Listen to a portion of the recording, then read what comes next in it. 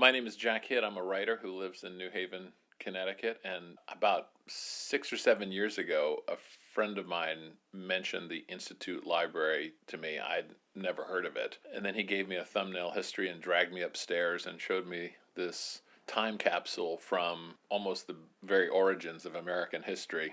I'm Natalie Elicker. I'm the executive director at the library. The library was founded in 1826 by 8 laborers.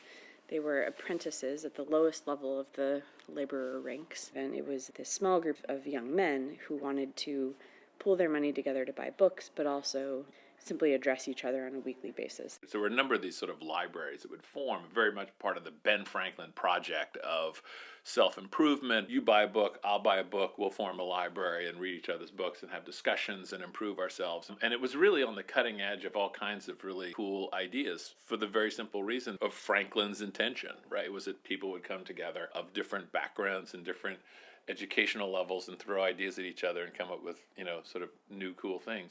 For the first maybe 50 to 60 years, from 1826 until the Civil War, the library was a real heart of democratic discussion in New Haven. And everyone in the city knew what the Institute Library was. They hosted speakers. Those included Ralph Waldo Emerson, Frederick Douglass. So this is a really, vibrant time where the library is doing things that are notable and very active. In addition to the lecture circuit, there were classes and public programs where people would come in and use the library as a resource, not just for the books, but for the ideas and the interactions.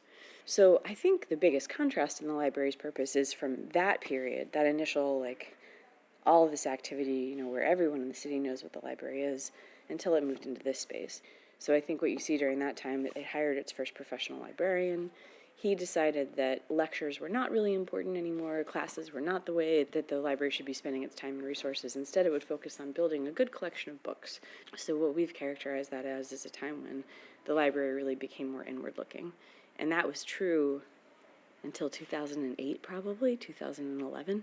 The goal now is to go back to our roots and do more public outreach, to be more a place where people come to a physical space because there's something to be learned here and knowledge to be gained from interaction with other community members. I don't think that our future is in books.